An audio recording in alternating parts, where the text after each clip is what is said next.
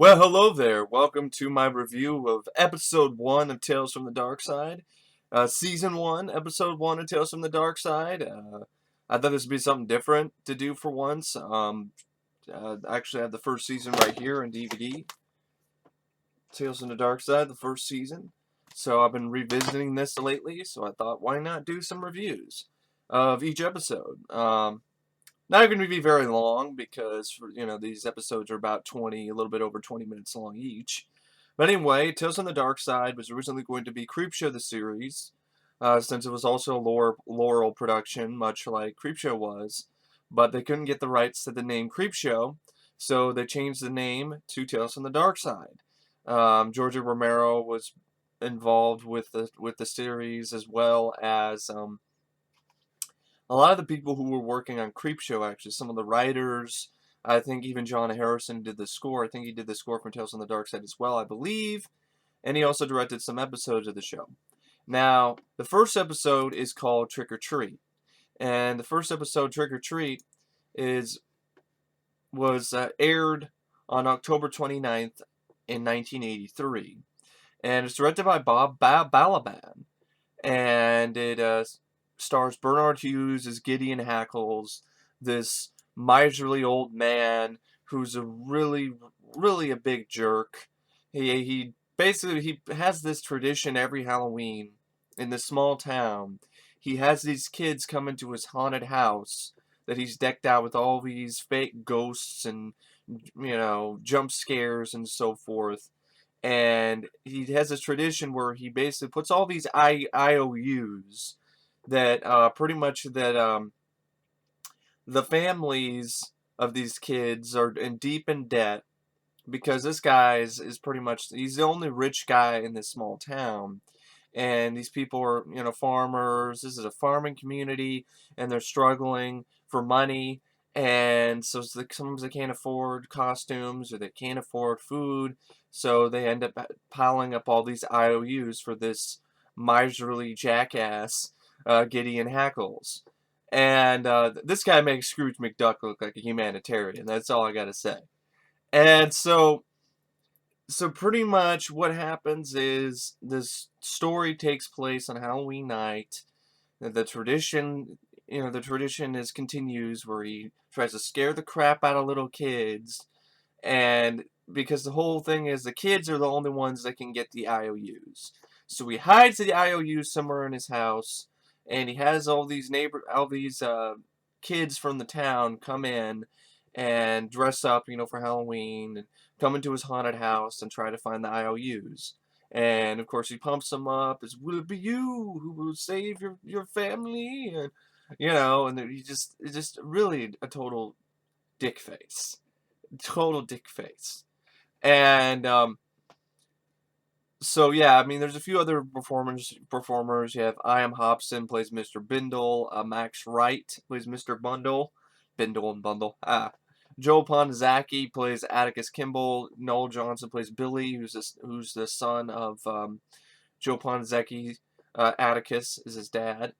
Brenda Curran plays Sarah Kimball. Billy's, I believe it's his mom, or I think it's his mom, or either his little sister. Eddie Jones plays Victor Muldoon. Patrick Wilcox plays Timothy Muldoon. No relation to Patrick Muldoon. Evan Hartsaw plays Bessie. Nancy Ellen Summer plays Bessie's mom. Jessica Renee Carroll plays Rickard's daughter. Jesse Joshua Muller plays the Rickard's son.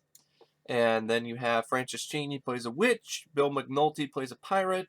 And Ed French plays a devil. And Ed French, I believe he's a makeup effects artist, if I remember correctly. Ed French. Yeah, he's more known for his makeup effects. He did some makeup effects for Chud. He did some mechanical makeup effects for the Stuff. He worked on Creepshow 2. And he was an actor in 2 episodes of Tales from the Darkside. And he was also played a doctor in the movie Breeders from 1986. And he played a character named Bill in Blood Rage.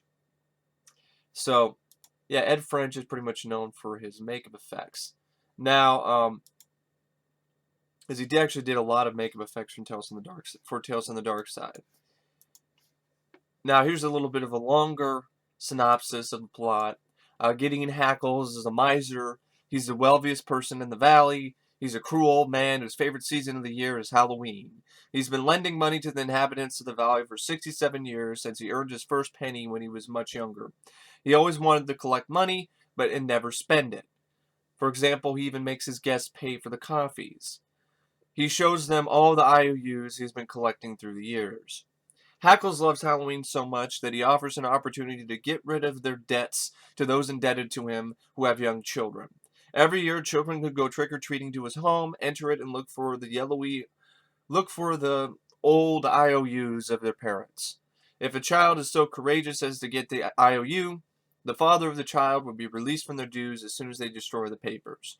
Only the children can get into the Hackles home, decorated accordingly, the Halloween costume. He hides the IOUs, but any intelligent person doesn't fall for Hackles' tricks can find them. Really, pretty much, I wouldn't be, even as a kid, I probably wouldn't be scared by this crap. And honestly, I know it's kind of when you think about this plot, you're like, how did this go on for so long? I mean, seriously, how did this go on for so long? Some old man holding this town in a vice grip. It's like, come on. I mean, I would have been the father of one of these kids, and he scared the crap out of my son. I'd be like, I've had enough of this crap. I don't care. Tradition is tradition. Only the children can look for the IOUs. Bullshit. I'm going in there. I'm getting my IOUs. I don't care if you have a heart attack. I don't care if you fall down. I don't care what happens, old man. I'm getting my IOUs. You ain't running me. We'll throw you in jail. Whatever. I'm surprised the town hasn't lynched this guy by now. Seriously, I'm really not. I'm surprised the town hasn't broke down his fucking door, stole the IOUs, and locked him up in the county jail. So anyway, but he gets his comeuppance. He does. Of course, this is Tales from the Dark Side. So anyway, so so he hides the IOUs, but any intelligent person doesn't fall for his tricks can find them because he puts them like up on top, like pretty much almost where the opening to his attic is, like he's somewhere up on top in the ceiling. And so anyway, that night the first child that goes in and tries to search for the IOUs is Bessie, played by Evan Hartsock. And Mr. Hackles hides in a room from where he can watch as she tries to enter his home. And he controls all these dummies and elements he's created to scare the children away. And even open and close the front door of his home at his will. So it's like pulleys and levers and, stuff like that. And Bessie enters the home while her mother, played by Nancy Ellen Sutherland, waits outside, twisting her hands in agony. And she's like, no, oh, come on, Bessie. And there's an owl inside, and mannequins with distorted faces. And Bessie leaves the home terrified. Her mother hugs her and they leave, while Mr. Hackles looks at them smiling and cackling like an old coot. Timmy Muldoon, played by Patrick Wilcox, is his second child. His father, Victor, played by Eddie Jones, has been teaching him that spirits do not exist. I remember the kid's line, the way he repeated the lines, like, spirits do not exist, spirits do not exist. And the kids, I even remember the Halloween costume this kid wore. He wore like a devil outfit. And his dad was so confident. He's like, my son's gonna get those IOUs, Mr. Hackles. I've been treating him real good. I've been training him real good with the whip, with my belt. It was like, so that's how you train your kid? I've been toughening him up for this night. So you've been beating the crap out of your kid so he can be tough enough to handle a haunted house on Halloween. That's some ace parenting. Anyway, so Timmy enters the home to try to find the IOUs, and of course he ends up being scared because of the noises, open windows, the owl, and the crow. But when he's about to leave through the front door, he thinks about it again. He slams the door shut and repeating the mantra, "Spirits don't exist. Spirits don't exist." He enters the home again, and he finds some of the IOUs hidden in a hole in the wall in one of the rooms. And he pretty much almost has them. But Mr. Hackles shows him the huge face of a monster, which is just a bear. It's a stuffed bear that's like on like a system, like a sort of like a rolling system, like almost like on a dolly or something, and he pulls a lever and the bear, roar, stuffed bear, and so it scares the shit out of the kid. Because come on, bears are scary, But I wish Hercules was here. Hercules would take that bear and throw its ass into outer space, and then beat up old man Hackles, and then rip the IOUs in pieces. Anyway, hey, bear. When I think of bears, I think of Hercules, the 1983 movie with Lou Ferrigno. I can't help it. How can you not? I mean, that's unforgettable. Lou Ferrigno punching the crap out of a bear with light. Every time he punches it, there's like multicolored lights and laser sound effects, and then he throws the bear into space, and it turns into Ursa Minor, the constellation. I mean, come on, that's unforgettable. That's like absurdity at its finest.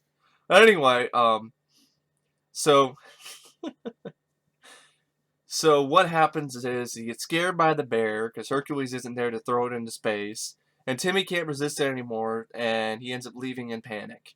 His father hugs him as well, sensing that his son has been really close to getting it. Then there are two more children, Jessica Renee Carroll and Joshua Miller, who try to get the pieces of paper. And then there's another boy, a child of a farmer, played by farmer named Atticus Kimball, played by Joe Ponzecchi, who actually did a pretty good job acting performance-wise, whose first year has been terrible because of a bad harvest. He's used his farm as collateral, so unless he pays his debts and Hackles, he will lose his farm. However, this father is more sensible. He rejects to let his son, Billy, played by Noel Johnson, to try to get his IOUs, as he thinks that Hackles wouldn't offer a way of redeeming the debts so easily. However, the son really wants to try. Hackles says that he never lies and points to Muldoon's father as an example of a father who forces his child to get into the Halloween game of Hackles. This is then when, the tables start to turn, and another person appears at Hackles' front door. He doesn't want to open the door as the opportunity is only for children, not for adults. This adult, though, is dressed up really convincingly as a witch, played by Frances Cheney. However, when Mr. Hackles goes to tell her to get out of here, the witch ignores him and levitates away. He gets scared and then tries to hide within his home, but the devil, played by Ed French, traps him in hell. Yeah, don't be an old miser and, rule the iron fist over a small town and be mean to kids at Halloween. Otherwise, you will get the ultimate trick, because you will be put in hell. Hell. Hell. Anyway. So Atticus and Sarah, played by Brenda Curran, agree not to let Billy go to the Hackles home. Brenda Curran plays his mom, Sarah. Notwithstanding that, Billy leaves in the night and goes to the Hackles dressed in his farmer everyday clothes. When he arrives, he tries to be courageous. This time things go different. It's the witch who opens the door.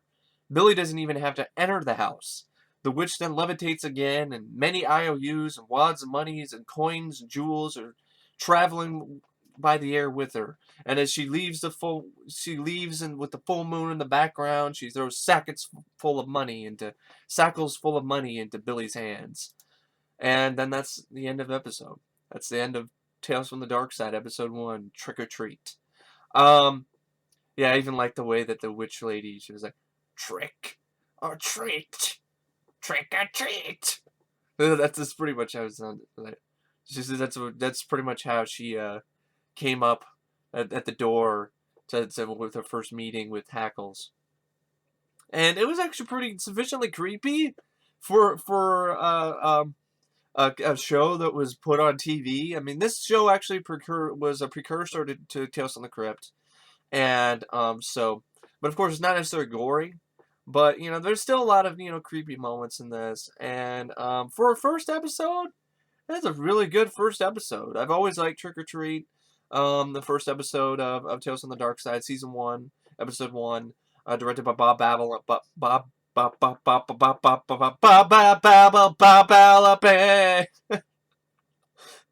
I can't pronounce your name. Bob Balaban. And he did a good job directing it. And nice fun episode with a good comeuppance at the end, and I really don't know what to say about Tales from the Darkside, season 1, episode 1. I mean, I'm not gonna rate episodes. I'm just gonna say if they're good or they're okay or they're bad or whatever. This is one of the better ones. Trick or Treat. Anyway, thanks for watching my review of season 1, episode 1 of Tales from the Dark Side, Trick or Treat, and stay tuned for more episode reviews of Tales from the Dark Side from season 1. And I will see you guys later. See ya.